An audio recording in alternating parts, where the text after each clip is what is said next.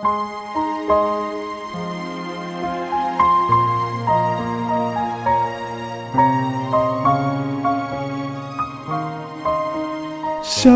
Bapak Ibu, saudara kasih dalam Tuhan, haleluya. Kita bersyukur hari ini sudah mendekati weekend lagi, Jumat 28 Maret 2025. Kita sudah melakukan aktivitas sepanjang minggu dan Jumat ini dan besok serta minggu kita bisa rileks sejenak, menikmati hari istirahat kita, mungkin bisa spend time dengan orang yang kita kasihi atau melakukan berbagai macam kegiatan lainnya. Dan saudara, doa Bapa kami seri dalam renungan malam ini sudah selesai saya bahas dari Matius pasal 6 ayat 9 sampai ayat yang ke-14, dan saya mau menutup dalam beberapa hari ke depan, termasuk hari ini, dengan dimensi lain mengenai doa. Bahwa pola doa kita sudah belajar, kita sudah mengerti, lalu ada dimensi-dimensi yang cukup luas mengenai doa ini. Dan hari ini kita akan belajar mengenai doa dengan tidak jemu-jemu. Kita akan sama-sama belajar dari Efesus 6 ayat 18 yang berbunyi demikian. Dan dalam segala doa dan permohonan, berdoalah setiap waktu di dalam roh, dan berjaga-jagalah di dalam doamu itu, dengan permohonan yang tak putus-putusnya untuk segala orang kudus. Saudara, setelah kita mengerti cara dan pola berdoa, bagaimana kita harus menyampaikan isi hati kita kepada Tuhan, maka hal yang menjadi challenge atau tantangan bagi kita semua adalah apakah kita bisa melakukannya dengan konsisten dan terus-menerus. Dan ini menjadi pertanyaan bagi kita semua. Karena itu hari ini kita diingatkan dalam ayat Efesus 6 ayat 18 tadi bahwa kita harus berdoa setiap waktu, berdoa without ceasing, jangan berhenti berdoa dan selalu berjaga-jaga di dalam doa kita.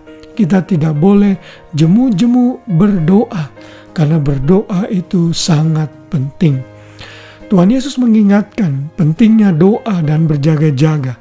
Matius 26 ayat 41 berkata, berjaga-jagalah dan berdoalah, supaya kamu jangan jatuh ke dalam pencobaan. Roh memang penurut, tetapi daging lemah. Jadi dengan berdoa terus-menerus, konsisten, kita bisa hidup menuruti keinginan roh yang ada dalam diri kita, yang tentunya adalah Roh Kudus itu sendiri. Karena itulah kita tidak boleh kalah dengan kedagingan. Kalau kita kalah itu berarti mungkin kehidupan doa kita kurang kuat. Karena itulah mari kita sama-sama terus berjaga-jaga dan bertekun di dalam doa. Kolose 4 ayat 2 juga berkata, bertekunlah dalam doa, dan dalam pada itu berjaga-jagalah sambil mengucap syukur. Sekali lagi kita diingatkan agar kita bertekun dalam doa, artinya tidak berhenti. Lalu juga saudara tahu salah satu ayat di dalam surat Tesalonika berkata, tetaplah berdoa. Jadi Tuhan tetap menginginkan kita untuk selalu berdoa. Memiliki pengetahuan tentang doa setelah kita belajar mengenai konsep doa Bapa Kami ini tidak akan membawa dampak yang baik kalau kita tidak mulai belajar berdoa. Dan belajar berdoa harus kita lakukan dengan terus-menerus, tidak henti-henti, dan konsisten. Itu yang Tuhan mau. Kita harus berdoa tanpa berkeputusan karena kita tahu iblis itu bekerja 24 jam untuk menjatuhkan anak-anak Tuhan. Ia musuh yang sangat cerdik, lihai, dan pandai menipu.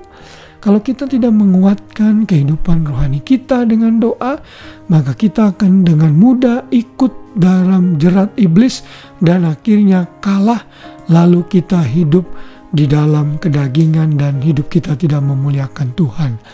1 Petrus 5 ayat 8 mengingatkan kita, sadarlah dan berjaga-jagalah, lawanmu si iblis berjalan keliling, sama seperti singa yang mengaum-ngaum, yang berusaha mencari orang yang dapat diterkamnya. Dan salah satu jalan keluar agar kita bebas dari terkaman iblis, bebas dari tipu muslihat iblis adalah kita connect dengan Tuhan di dalam doa, sehingga roh kita dikuatkan. Saat roh kita dikuatkan, kita akan mengikuti keinginan-keinginan roh, sehingga keinginan daging juga terhindarkan. Karena itulah dalam doa Bapa kami, kalau saudara masih ingat, kita diminta untuk berdoa, janganlah membawa kami ke dalam pencobaan, tetapi lepaskanlah kami dari yang jahat. Sekalipun pencobaan bisa datang dari Tuhan untuk tujuan yang baik, iblis bisa turut campur tangan dan mencuri yang baik itu dan memberikan yang tidak baik pada kita.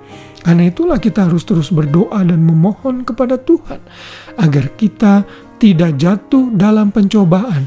Artinya kita tidak berdosa saat kita dicobai, apakah itu dari Tuhan, dari iblis sendiri tentunya, dan dari diri sendiri. Kita bisa menang atas godaan dan cobaan karena kita tahu kita punya kuasa di dalam doa. Mari tidak jemu-jemu berdoa, sekalipun mungkin doamu belum terjawab, tetaplah berdoa, karena dalam waktu dan kedaulatan Tuhan, Tuhan akan menjawabnya. Kiranya kita bisa dimampukan untuk melakukan firman Tuhan ini. Tuhan memberkati kita semua. Selamat malam dan selamat beristirahat. Shalom.